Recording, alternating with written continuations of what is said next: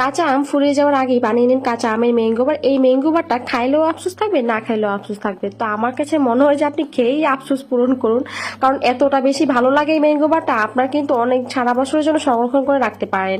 অনেকগুলো বানিয়ে আপনি এখনই তৈরি করে নিন, কারণ কাঁচা আমের কিন্তু আর বেশি দিন সময় নেই, যেহেতু এখনই সিজন, তাই এখনই বানিয়ে নেওয়ার আসল সময়। তো আজকে আমি আপনাদের সাথে শেয়ার করবো কাঁচা আমের ম্যাঙ্গো বার কিভাবে তৈরি করে সারা বছরের জন্য সংরক্ষণ করে রাখতে পারেন।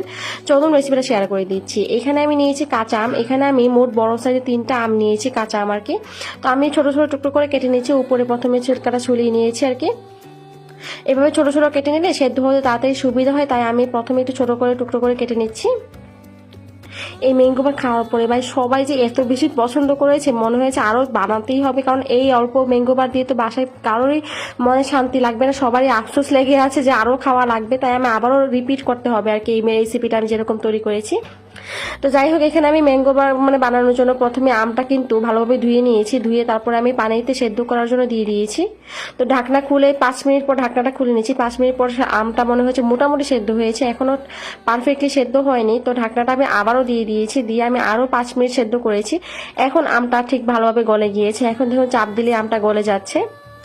এই স্পেশালা দিয়ে কিন্তু আমি আমটাকে ভালোভাবে ম্যাশ করে নিচ্ছি আর কি। আপনারা চাইলে ব্লেন্ডও করে নিতে পারেন, কিন্তু এভাবে করলেই হয়ে যায়, তাই আমি এভাবেই দেখাচ্ছি, আপনাদের সাথে শেয়ার করছি আর কি।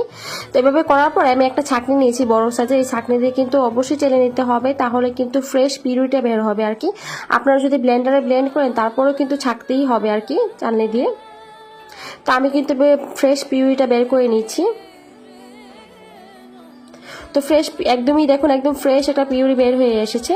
তো এখন এটা আমি একটা প্যানের মধ্যে, যে প্যানের মধ্যে আমি আমটা সেদ্ধ করে রেখেছিলাম আর কি, সেই প্যানে দিয়ে দিচ্ছি। আর দিয়ে দিচ্ছি এখানে আমি হাফ কাপ পরিমাণ চিনি। আর দিয়ে দিচ্ছি আমি চিলি ফ্লেক্স 1 চা চামচ পরিমাণ। আর দিয়ে দিচ্ছি পরিমাণ মতো লবণ।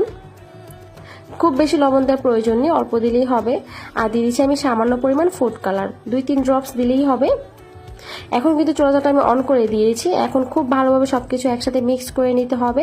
আর চুলাটা মিডিয়াম টু লো হিটে রেখে জাল করতে হবে।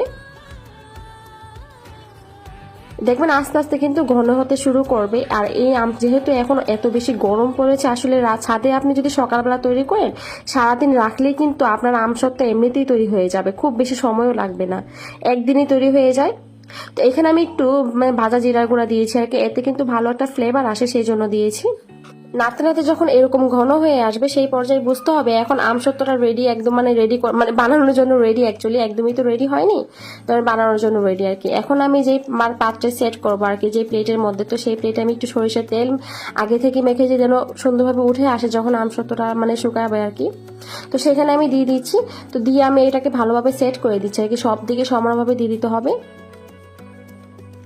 আর আমার বাসায় আমি এটা একদমই সকালের দিকে তৈরি করেছি, ধরুন সকালবেলা 10টার ভিতরে তৈরি করেছিলাম। সারা রাত দিন আমি ছাদে দিয়ে রেখেছিলাম আর কি। তো সেই পর্যায়ে আমি মোটামুটি প্রায় শুকিয়ে গিয়েছিল। তো পরের দিন আমি আবারও 12টা পর্যন্ত দিয়েছিলাম, তো একদমই শুকিয়ে গিয়েছে। দেখুন এতটা দেখতেই লোভনীয় লাগছে, মনে হচ্ছে না যে এখনই বানিয়ে ফেলি। তাই দেরি না করে আপনারা কিন্তু বানিয়ে নিতে পারেন, আর সারা বছরের জন্য কিন্তু সংরক্ষণ করে রাখতেও পারেন। আর এত বেশি স্বাদও হয়েছিল। তো আশা করছি আমার আজকের এই সহজ রেসিপিটা আপনাদের অনেক বেশি পছন্দ হয়েছে। যদি ভালো লেগে থাকে অবশ্যই কিন্তু লাইক, কমেন্ট আর শেয়ার করতে ভুলবেন না। তো আপনারা জন্যই কিন্তু সহজ রেসিপিগুলো দেওয়ার চেষ্টা করি। আজকের মতো বিদায় নিচ্ছি, দেখা হবে নতুন কোনো রেসিপিতে। আল্লাহ হাফিজ।